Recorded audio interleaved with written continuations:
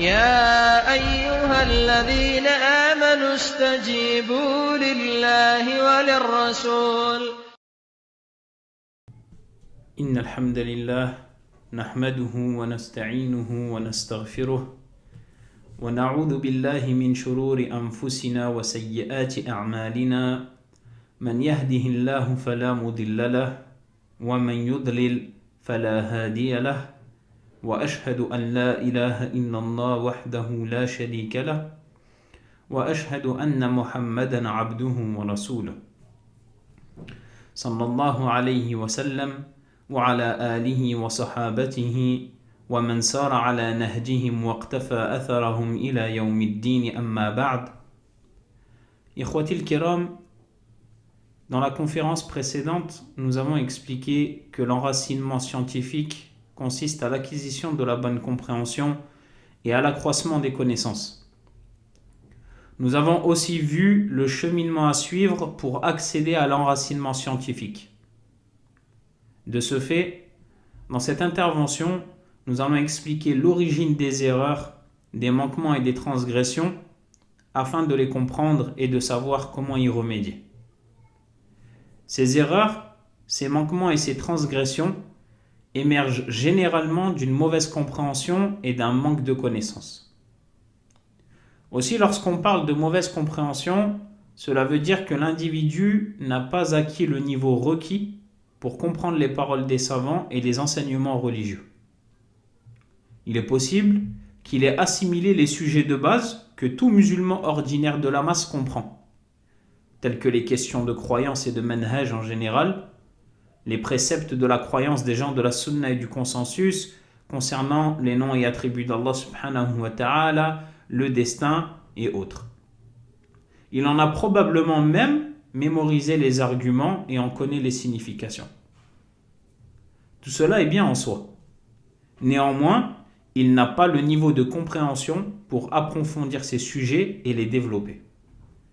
Alors comment, avec de telles lacunes, cet individu peut prétendre à l'enseignement des sciences religieuses et prétendre transmettre les paroles des savants fidèlement, expliquer des épîtres et des livres et faire de la prédication? Cela est une responsabilité qui dépasse ses compétences, pour laquelle il n'est pas qualifié et qu'il n'a donc pas le droit d'endosser.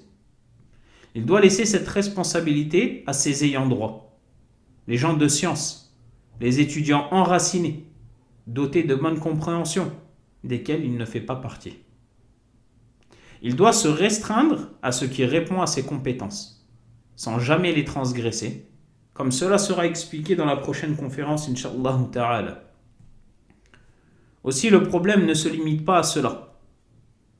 Le véritable problème est que malgré ces lacunes de compréhension, certains ont quand même l'audace de se mettre en avant et de tenir des propos tels que « le sujet est ainsi »,« la parole prépondérante est celle-là »,« c'est ainsi que la preuve doit être comprise »,« voilà ce qu'elle signifie »,« voilà la parole du savant »,« il faut faire cela »,« celui qui ne s'y conforme pas est un égaré », etc.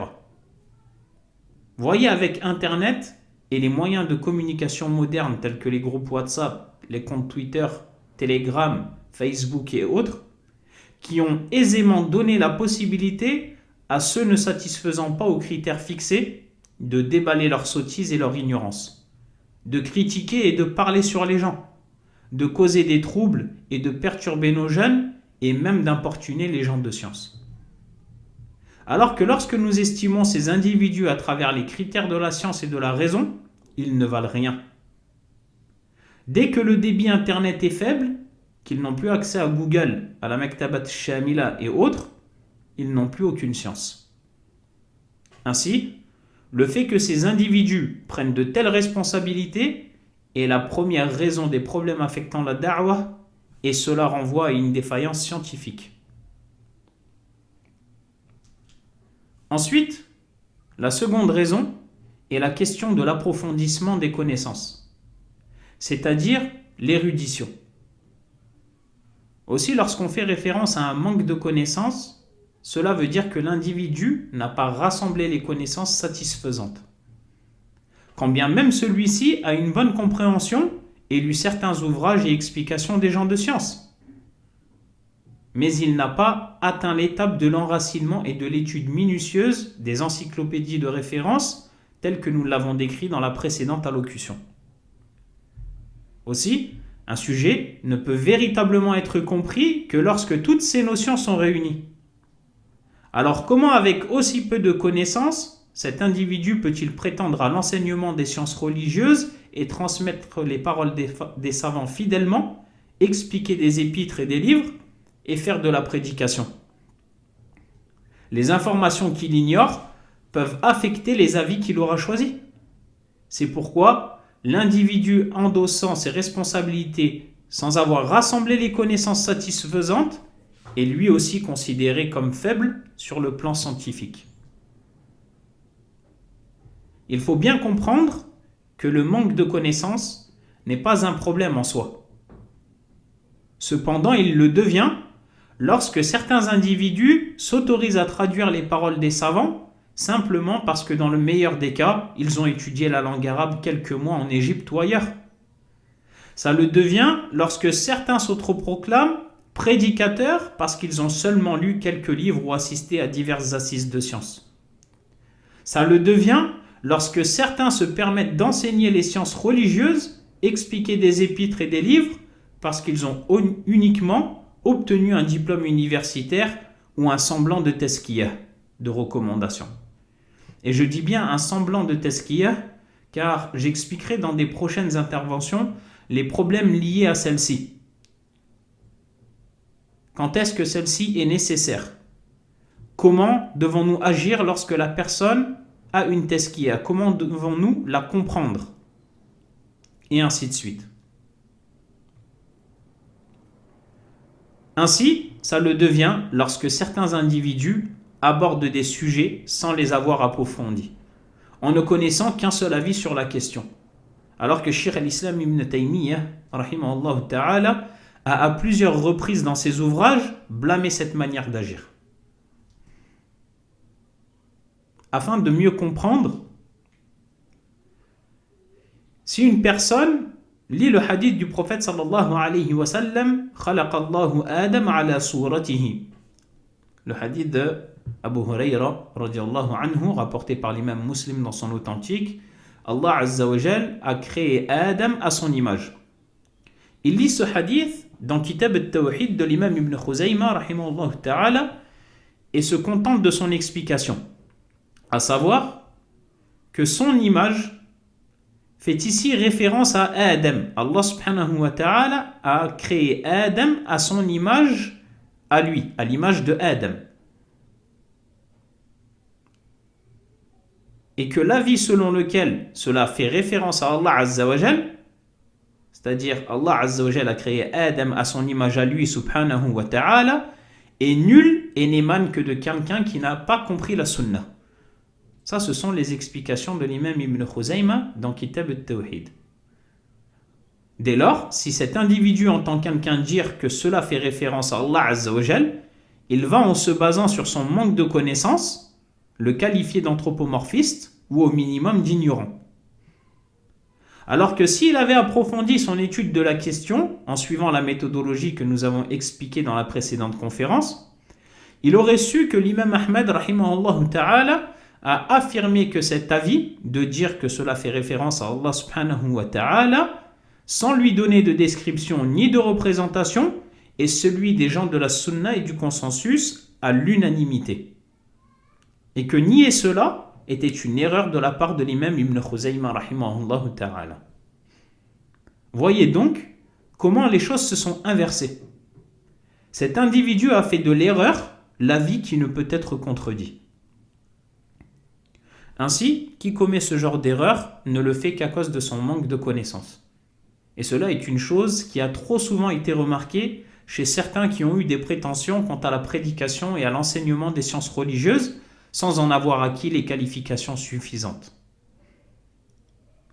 Aussi, il est important d'expliquer ici que ces individus ne peuvent s'excuser ou être défendus en disant que les savants aussi commettent des erreurs.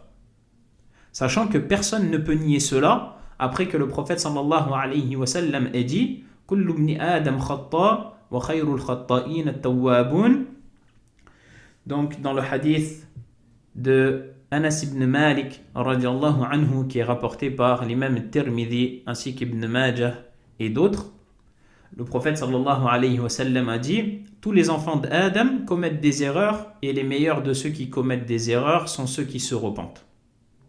Personne ne nie cela. Néanmoins, cette comparaison est ce que l'on pourrait appeler un qiyas fasid, une analogie erronée, le fait de comparer ces personnes-là aux savants. Du fait que les savants n'ont pas prétendu à la prédication sur ces mêmes conditions, à savoir une mauvaise compréhension et un manque de connaissances. Les savants n'ont pris la charge de ces responsabilités qu'après en avoir satisfait les conditions, après avoir acquis une bonne compréhension et avoir accru et enraciné leurs connaissances. Ainsi, lorsqu'ils commettent une erreur, celle-ci est le résultat d'un effort d'interprétation. C'est pourquoi le prophète sallallahu alayhi wa sallam a dit à leur sujet: إِذَا اجْتَهَدَ الْحَاكِمْ فَأَصَابَ فَلَهُ أَجْرًا وَإِذَا اجْتَهَدَ وَأَخْطَأَ فَلَهُ أَجْرٌ وَاحِدٌ. Donc dans le hadith de Abi Hurayra radiallahu anhu, qui est rapporté par l'imam al-Bukhari et Muslim dans leurs deux authentiques, le prophète sallallahu alayhi wa sallam a dit: lorsque le juge fait un effort d'interprétation et qu'il ajuste, il obtient 2 récompenses. Et lorsqu'il se trompe, il en obtient qu'une seule.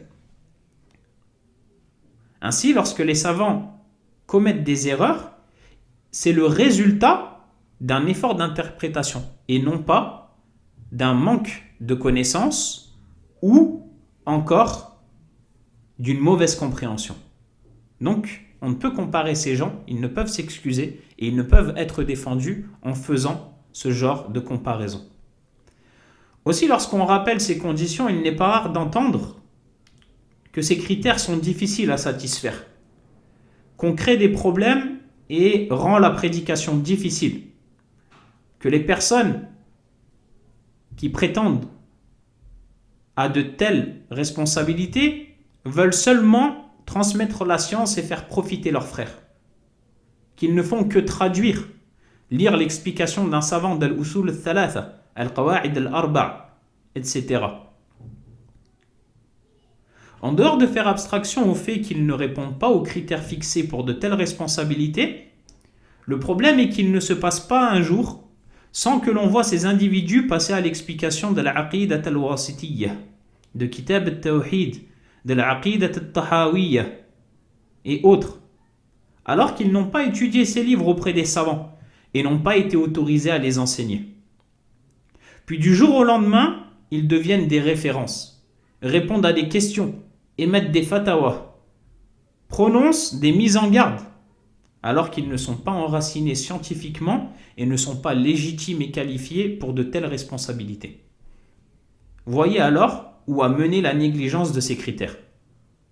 Observez donc le résultat d'avoir laissé des individus prétendre à ces responsabilités en se basant uniquement sur le fait qu'ils aient étudié en Égypte, au Yémen, à Médine, à la Mecque ou ailleurs, qu'ils soient diplômés de telle faculté, qu'ils aient tel titre universitaire, qu'ils aient étudié tant d'années, qu'ils aient étudié auprès de tel shir, qu'ils aient assisté à l'explication de tel livre, qu'ils soient connus de tels prédicateurs francophones, qu'ils soient salafis et autres. En conclusion, vous ne devez pas vous baser sur ces critères lorsque vous voulez apprendre la religion auprès d'une personne. Vous devez d'abord vous renseigner sur l'enracinement scientifique de celle-ci, si elle a acquis la bonne compréhension et a approfondi ses connaissances. نسأل الله الهداية والتوفيق لكل خير وصلى الله على نبينا محمد وعلى آله وصحبه أجمعين وآخر دعوانا أن الحمد لله رب العالمين.